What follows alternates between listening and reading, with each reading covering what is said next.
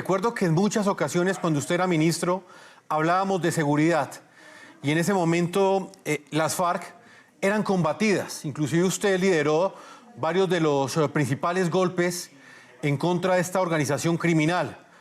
Hoy, señor Juan Carlos Pinzón, vemos que regresamos al pasado y nuevamente estas organizaciones criminales no solamente asesinan a un precandidato presidencial, al parecer fueron las disidencias de las FARC, eso es lo que dice la verdad oficial de la justicia colombiana, y una semana más tarde nos encontramos con estos dos atentados criminales.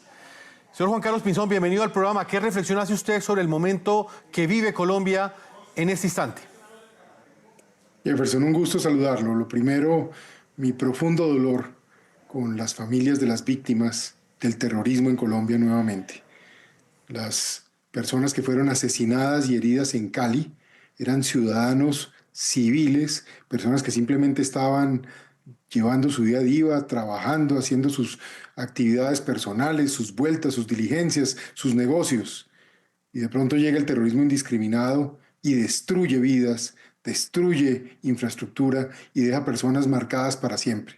Una infamia con una ciudad como Cali, que ha hecho un esfuerzo muy grande por avanzar y por tener un horizonte diferente. Pero está claro que la criminalidad y el terrorismo no conoce límites y por eso no se puede ceder con bandidos. Esa es la realidad.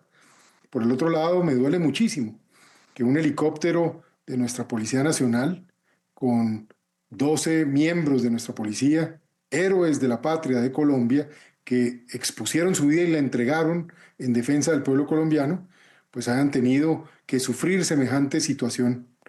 Muy doloroso además ver que nuestras Fuerzas Armadas están debilitadas, Jefferson, sin los recursos suficientes, sin el pie de fuerza suficiente, sin los equipos suficientes y la tecnología apropiada para enfrentar los cambios que va trayendo la vida, pero peor aún, sin la moral, sin el apoyo, sin el liderazgo apropiado para poder ser decisivas a la hora de proteger al pueblo colombiano.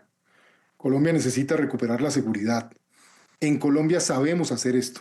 Fuimos los mejores en toda América Latina y posiblemente uno de los mejores del mundo en nuestras fuerzas militares y de policía, en su inteligencia, en su capacidad de dar golpes estratégicos. Éramos un poco el referente de orden global. Tenemos que recuperar esto porque es la manera en que Colombia puede encontrar estabilidad y a partir de allí encontrar la posibilidad de que nuestro pueblo vea de nuevo la inversión, vea el progreso económico y social, pero sobre todo que sea un país en donde quienes deben temer son los criminales, no los ciudadanos. Y hoy hemos dado vuelta atrás, como pensábamos que no ocurriría, además con el asesinato, magnicidio de un gran hombre como Miguel Uribe, un hombre decente, bueno, un mártir de la democracia y la libertad en Colombia y en el mundo, que entregó su vida y que ahora vamos a tener que honrar. Colombia no merece esto, el pueblo colombiano no merece vivir en este miedo, tenemos que dar un paso al frente. Yo le digo, Jefferson, me correspondió liderar unas Fuerzas Armadas victoriosas, fuertes, comprometidas, capaces de realmente derrotar amenazas, las podemos volver a tener, tenemos que tenerlas para bien de todos. Pues, señor exministro, yo quiero que escuchemos esas declaraciones que entregó uno de los principales jefes de la DEA, que ya tiene en la mira a los grupos terroristas de las FARC y el ELN. Estoy hablando de Terry Cole, quien es director de la Agencia Estadounidense de Administración para el Control de Drogas. Este alto funcionario de la administración de Donald Trump acusó el pasado jueves al régimen venezolano, que está en cabeza de Nicolás Maduro, de cooperar con organizaciones criminales como las disidencias de las FARC e inclusive el ELN para coordinar el envío de drogas ilícitas a los Estados Unidos. Esto se da en medio de un despliegue militar sin antecedentes, que en este momento está en el Caribe y que avanza con tropas estadounidenses hacia las fronteras marítimas de Venezuela. Venezuela Venezuela se ha convertido en un estado narcoterrorista que continúa trabajando con las FARC, con el ELN de Colombia para enviar cantidades récord de cocaína desde Venezuela, desde Colombia hacia los cárteles mexicanos que continúan ingresando a los Estados Unidos. A niveles récord, hemos incautado más cocaína este año que en los años anteriores. La cantidad de metanfetamina que está ingresando a este país sigue en alza y aún vemos grandes cantidades de fentanilo ingresando al país. Señor exministro de Defensa Juan Carlos Pinzón, usted también fue embajador de Colombia en los Estados Unidos. ¿Qué implicaciones tienen estas declaraciones que hace el director de la DEA? ¿Quedan los grupos terroristas de las FARC y el ELN en el radar de los Estados Unidos y específicamente como objetivo de ese despliegue militar con el que Donald Trump amenaza con controlar el tráfico de drogas desde países como Venezuela hacia los Estados Unidos?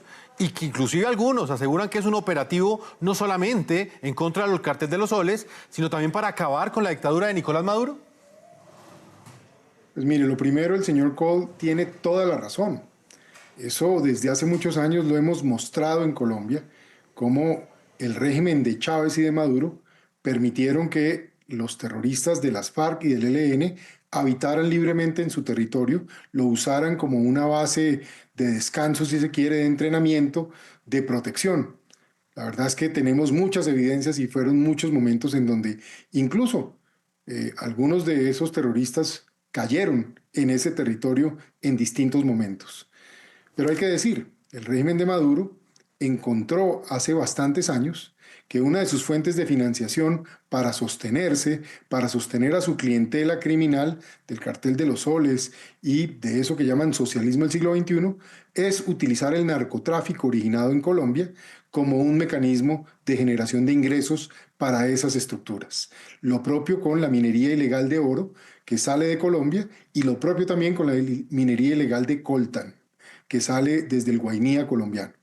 Entonces, esta es una realidad y es muy importante que las agencias internacionales, en particular la DEA, lo tenga así de claro, porque esto merece volver a actuar en el momento apropiado, como lo hicimos en otros años en Colombia, en donde precisamente Colombia era el puntal de la lucha contra el terrorismo y la criminalidad.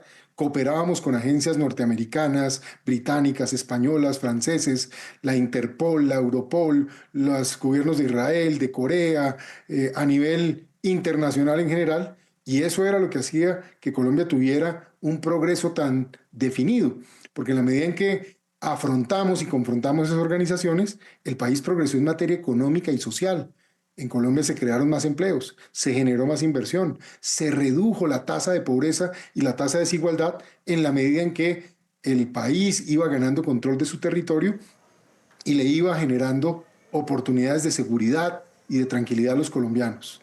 Hoy, como hemos estado en reversa, pues por supuesto Colombia ya no es parte de la solución, sino desgraciadamente la administración del presidente Petro ha convertido a Colombia para algunos en un hazmerreír y para otros en un blanco de críticas y de cuestionamientos por la falta de compromiso, por el debilitamiento de las Fuerzas Armadas y por precisamente permitir esta expansión criminal que hoy sufren los colombianos y que además está en connivencia con el régimen de Maduro.